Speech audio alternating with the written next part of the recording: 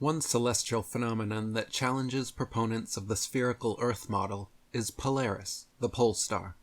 In both geocentric and heliocentric models, Polaris is situated almost directly above Earth's north pole.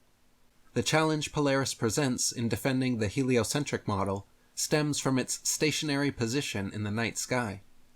Unlike other stars, which appear to move or trace circular paths due to Earth's alleged rotation, Polaris remains fixed, analogous to the spindle of a record turntable, stationary as the record spins around it. In the heliocentric model, the Earth not only orbits the Sun, but is also said to tilt and wobble on its axis. Despite these complex motions alleged for a spinning, tilting, and wobbling Earth, Polaris continually maintains a fixed position above the North Pole throughout the year. How can any celestial body remain in a fixed position in the sky, given these multiple alleged dynamic movements of the Earth? Circumpolar star trails present another considerable challenge for advocates of the spherical Earth model to explain. Circumpolar star trails clearly illustrate that all stars in the sky trace unbroken circles, returning to their precise starting positions, similar to how a simple protractor works. This observation conflicts entirely with the anticipated behavior of a globe Earth, which is claimed to be rotating, tilting, wobbling, and orbiting around the Sun in an elliptical trajectory.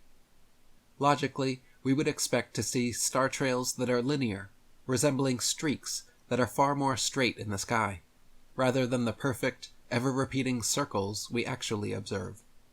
While scientific explanations attempt to reconcile these observations with a globe Earth model, on a flat and stationary Earth, where the celestial bodies themselves are in motion, such orderly, circumpolar star trails are precisely what would be anticipated. This scenario requires no corrections, fixes, or adjustments for validation. The Michelson-Morley experiment, conducted in 1887 by Albert Michelson and Edward Morley, was a pivotal scientific test that aimed to measure the speed of light to prove the existence of ether, a substance once thought to act as a medium for light waves, similar to air for sound, or water for ripples. Their experiment tried to detect the Earth's movement through this ether by observing how the speed of light might change when measured at different times and directions. The assumption was that as the Earth orbited the Sun, it would move through the ether and create measurable changes in light speed, akin to how we see interference patterns in water when an object moves through it. However, the results were unexpected and groundbreaking.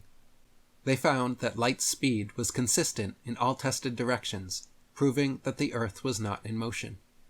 This contradicted the prevailing model of space and forced scientists to rethink their understanding of the universe, eventually leading to the development of new theories in physics, such as Einstein's theory of relativity, in which he set out to prove this experiment wrong.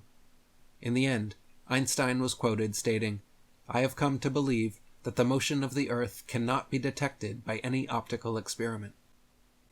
In 1871, Astronomer Royal Sir George Biddell Airy conducted an experiment that would come to be known as Airy's failure. The purpose of this test was to detect the Earth's movement.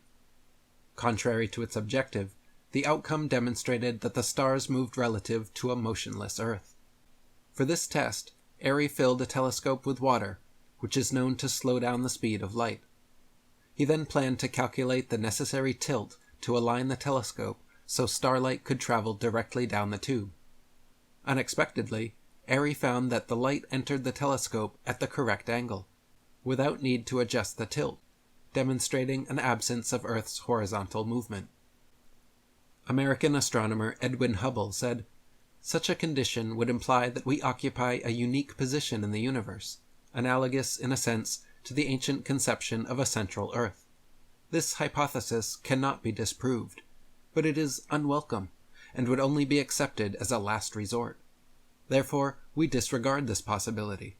The unwelcome position of a favored location must be avoided at all costs. Such a favored position is intolerable. Therefore, in order to restore homogeneity, and to escape the horror of a unique position, must be compensated by spatial curvature. There seems to be no other escape." Cosmologist George Ellis said, "You cannot disprove the geocentric model. You can only exclude it on philosophical grounds." And theoretical physicist Lawrence Krauss said, "New results are either telling us that all of science is wrong and we are the center of the universe, or the data is simply incorrect." These things continue to reveal that the heliocentric model requires implausible and far-reaching fixes to align properly with real-world observational evidence, continuing to cast persistent doubt on its attempted validity and application.